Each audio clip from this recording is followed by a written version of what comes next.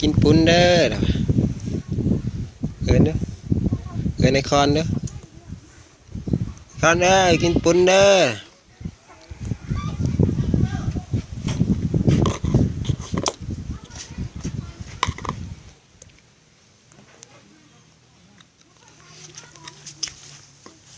ไอ้คอนเด้อกินปุ้นเด้อไอ้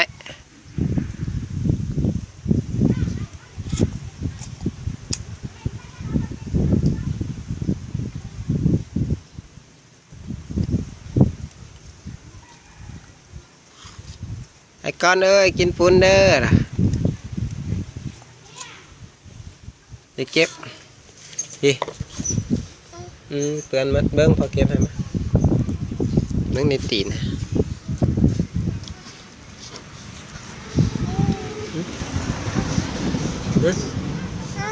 ี่บอทิมอย่าเก็บพี่ช่วยพี่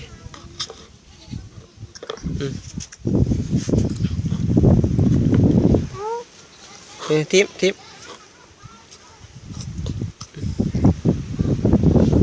อย่าเย็บมันเหนียวตีน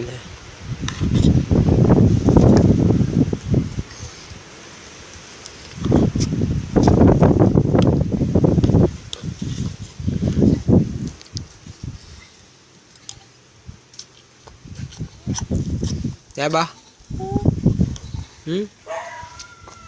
ได้ปะ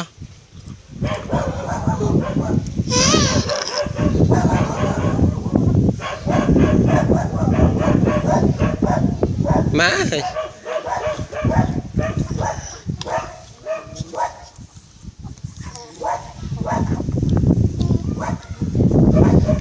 หมามันเห่า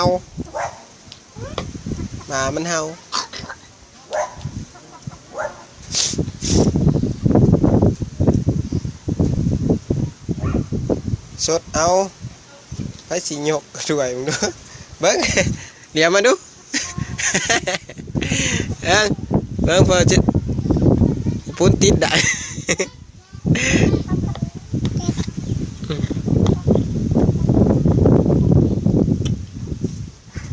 เบิ้งพอตำเห็นไหมตากัน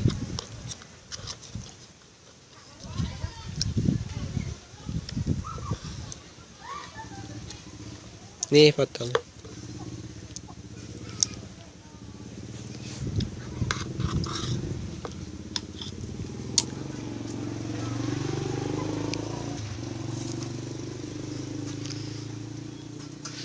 ็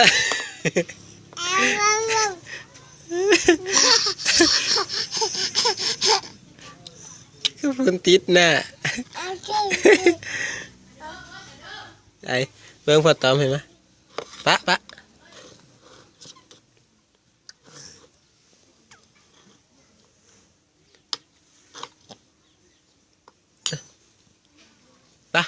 แล้วข้างในปะถือเอาถ้วยข้างใน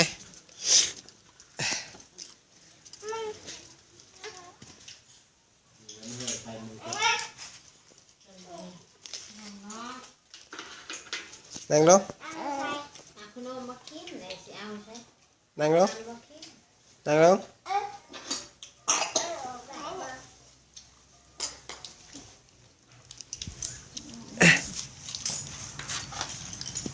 มึงกินยังไงหรอกินเลยตักเอาของน้องใช้ของโตเลยโอ้เปิดมาเป็นเบียร์อะไร